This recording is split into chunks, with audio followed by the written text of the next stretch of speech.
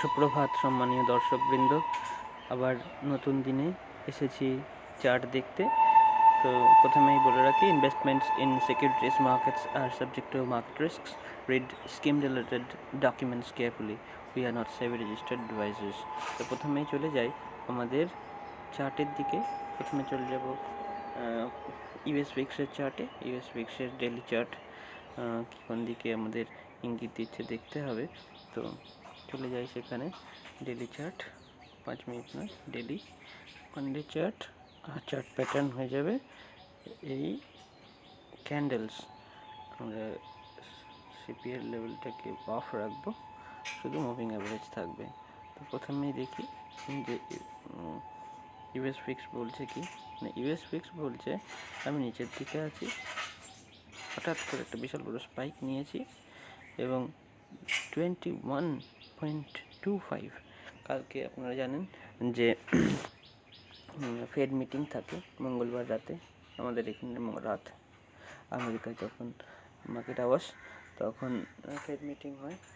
কোনো একটা কিছু নিউজ হলেই এখানে জাম্প দেখায়, তো জাম্প দেখাচ্ছে কিন্তু রেঞ্জের বাইরে যায়নি।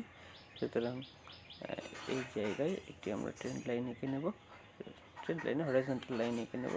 এই হরাইজন্টাল লাইনই বলে দেবে যে এর উপরে ট্রেড করতে শুরু করলে আমাদের উইক্স একটি আপ ট্রেন্ড দেখাবে। আপাতত রেঞ্জ বাউন্ড উইক্স আছে। এরপরে চলে যাব 10 ইয়ার বন্ডিল ইউএসের 10 ইয়ার বন্ডিল রেঞ্জের মধ্যে ট্রেড করছে। রেঞ্জের মধ্যে ট্রেড করা মানে এমন কিছু চিন্তার বিষয় নেই। ইউএস বন্ডিল কম থাকা ইকুইটি মার্কেটের ইনফ্লোই বোঝায়। এরপর চলে যাবো ইউএস অয়েল। ইউএস অয়েলে দেখুন যেরকম আমরা চার্ট প্যাটার্ন ক্রিয়েট করেছিলাম, আমরা ট্রেন্ড লাইন এঁকেছিলাম, সেই ট্রেন্ড লাইনকে সুন্দরভাবে সাপোর্ট হিসাবে কাজ করছে। সুতরাং এখানেও ভয়ের কিছু দেখছি না। নিচের লেভেলে একটু সাপোর্ট দেখাবে ইউএস অয়েল, এটাই স্বাভাবিক। এরপরে চলে যাব ন্যাসড্যাকের চার্টে। ন্যাসড্যাক কিন্তু উপরের লেভেলে অনেক দিন ধরে রেজিস্ট্যান্স ফেস করছিল, আস্তে আস্তে গ্র্যাজুয়ালি ওর টার্গেটের দিকে এগিয়ে যাচ্ছে। টার্গেট আর মাত্র 2-3% উপরের দিকে আছে। এরপরে চলে যাব ডাউ জোন্স ইন্ডাস্ট্রিয়ালে। ডাউ জোন্স কি বলছে? ডাউ জোন্সও স্ট্রেংথ দেখিয়েছে। ডাউ জোন্স এর টার্গেট হবে, আমাদের যেহেতু রং বদলেছে, তো একটু আমাদের রঙও বদলে দিতে হবে। আমাদের মেক অর ব্রেক লেভেলের উপরে ট্রেড করছে এবং টার্গেট ইনট্যাক্ট আছে। এফটিএসি অর্থাৎ ইউকে মার্কেটও একটুখানি বেয়ারিশনেস দেখাচ্ছে। যতক্ষণ পর্যন্ত মুভিং অ্যাভারেজগুলোর তলায় ট্রেড করতে থাকবে ততক্ষণ কিন্তু বেয়ারিশনেস থাকবে। এবার এই বেয়ারিশনেস বলে দেবে যে পরবর্তীতে কেমন মুভমেন্ট দেখা যেতে পারে। যদিও আমাদের ট্রেড বুলিশ আছে এখানে। কনসলিডেট করার পরে ব্রেকআউট দিলে, যদি ব্রেকআউট দেয় এই 7-8-1-4 এই লেভেলের উপরে যদি একটি ক্লোজ দিয়ে দেয়, তাড়াতাড়ি অ্যাচিভ হবে। এরপরে চলে যাবো S&P 500-এ। S&P 500 বলছে যে আমি টার্গেটের খুব কাছাকাছি আছি এবং অ্যাসেন্ডিং ট্রায়াঙ্গেল প্যাটার্ন অর্থাৎ ঊর্ধ্বমুখী একটি ত্রিভুজাকৃতির যে প্যাটার্ন, সেই প্যাটার্ন ফলো করছে এবং রেঞ্জটা ক্রমশ কমছে। এই যে ত্রিভুজের রেঞ্জটা ক্রমশ কমছে। এরপরে একটা দিকে ব্রেকআউট দেবে সম্ভবত উপরের দিকে। এরপরে চলে যাবে ইন্ডিয়া উইক্সের চার্টে।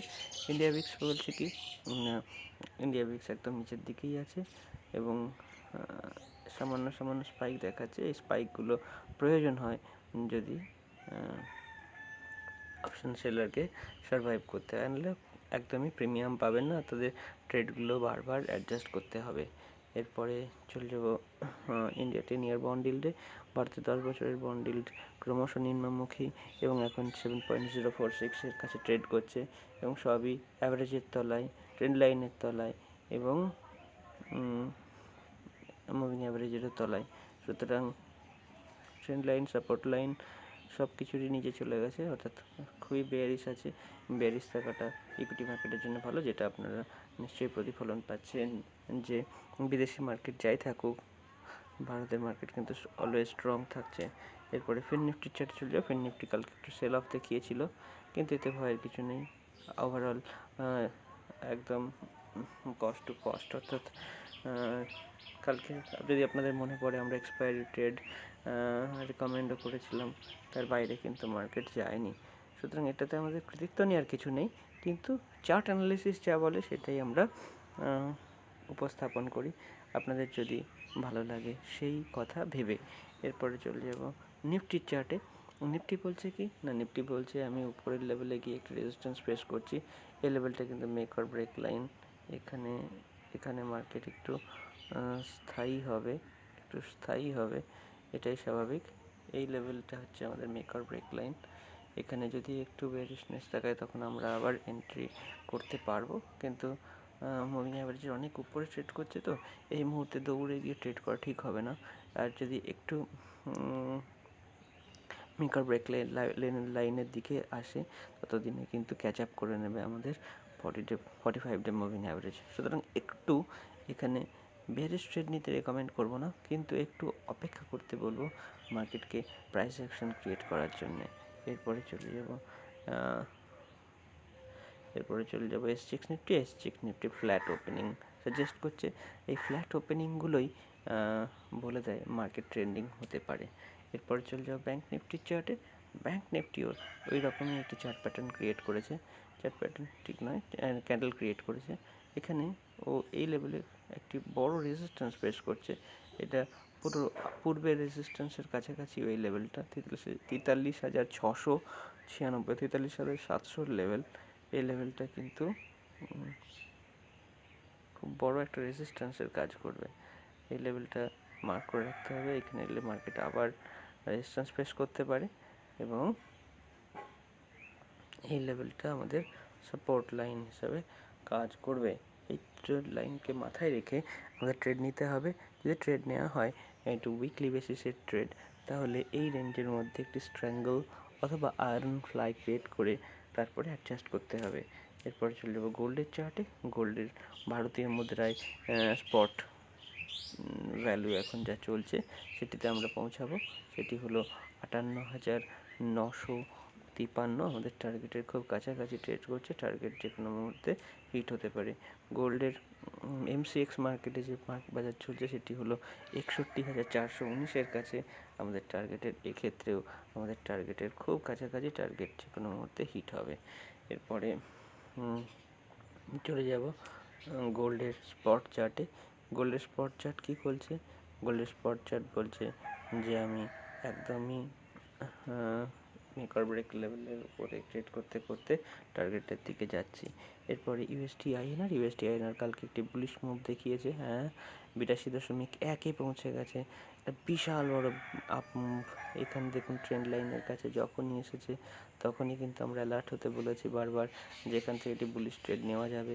81.65 এর লেভেল থেকে একদম 82.1 একটা 45 পয়েন্টের র্যালি, 0.45 এর র্যালি মুখের কথা নয়।